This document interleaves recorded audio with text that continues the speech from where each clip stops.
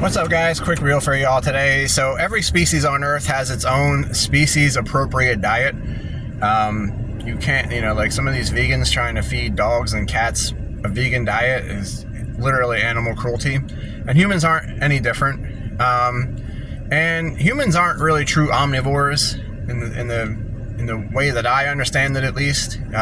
If we were omnivores, we would do just as good eating an all plant diet as we would doing an all meat diet.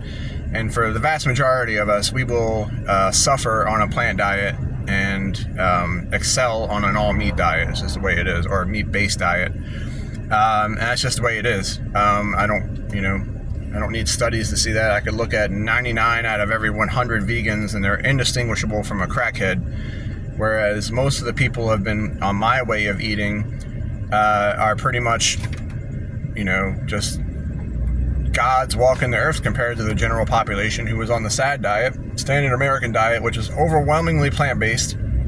That's where vegans get stuff wrong. They think they get rid of the SAD diet and go from an ultra-processed plant-based diet to a whole foods plant-based diet. They start feeling better for a while, and they attribute it to their lack of meat consumption. It's just adorable. It's like 80%, 83% of your diet on a SAD diet is plant-based. But anyway, I don't look at studies showing me what I have to eat, because most people don't know how to read studies, for one thing, and I'll admit I'm not an expert on reading studies, but I also know that many of the studies, most of them which are promoting plant-based diets, have financial conflicts of interest in who funds the studies.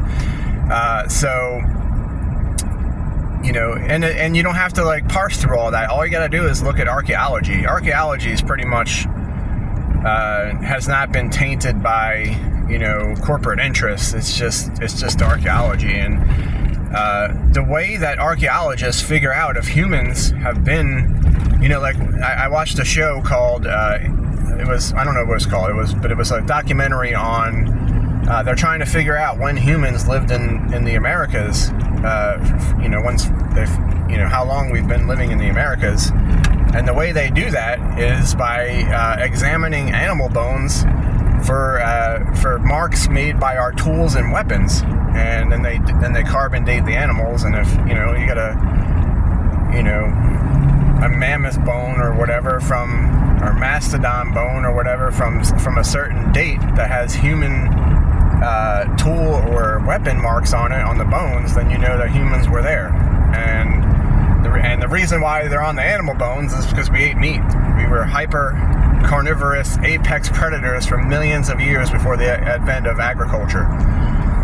So that's all you need to know. And then if you look at it from we're hunter and gatherers, and most people put as much emphasis on the gathering part as the hunter part, but go out into nature and try and gather food.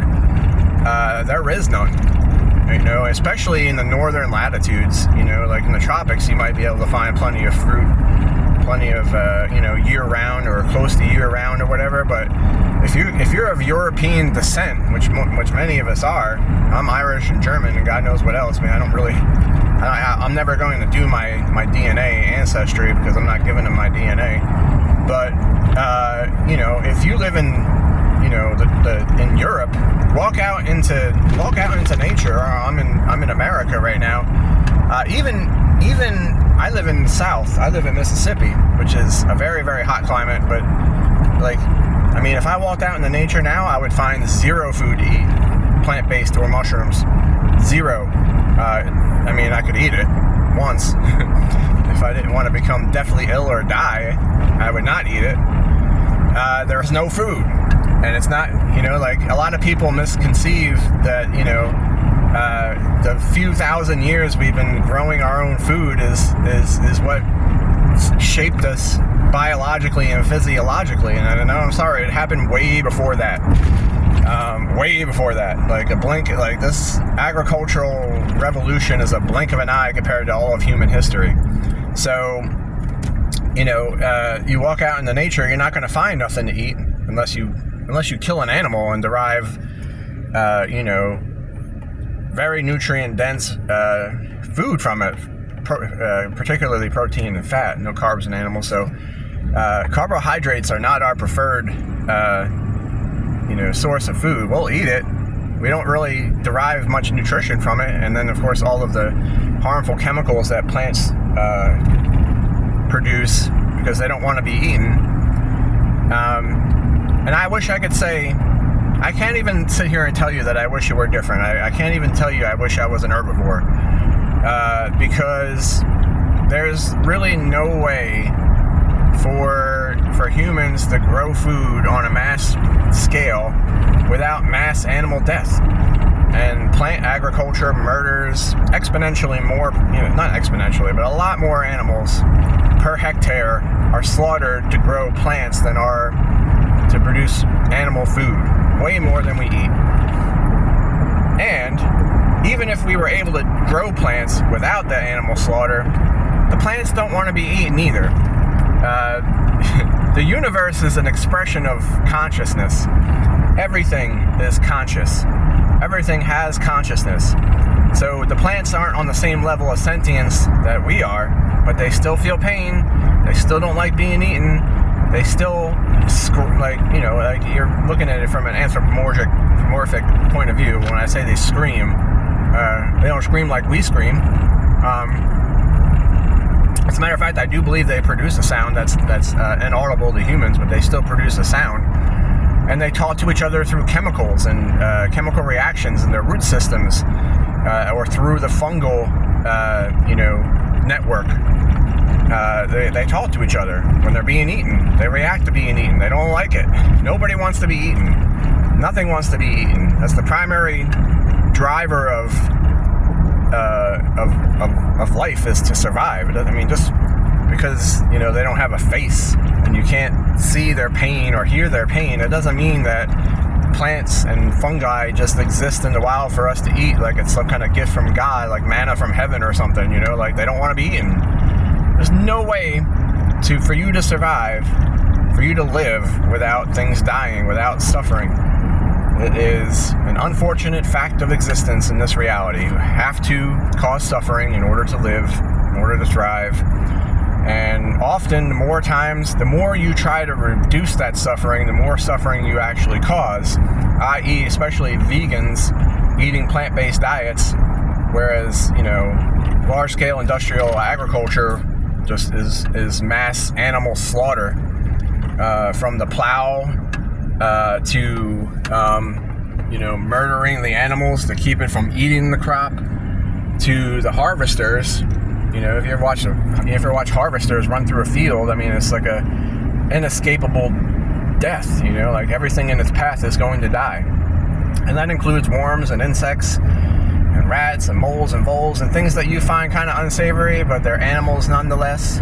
They die nonetheless. They want to live nonetheless. They don't want to be killed any more than the cow does. But humans are superior in that we, even our cruelest animal agriculture is, not as cruel as nature is, whereas the animals are under the constant threat of predator every waking moment. They're in a heightened sense of anxiety constantly. And then when they are preyed upon and killed, they're, very often eaten alive, they're very often alive while they're being eaten for,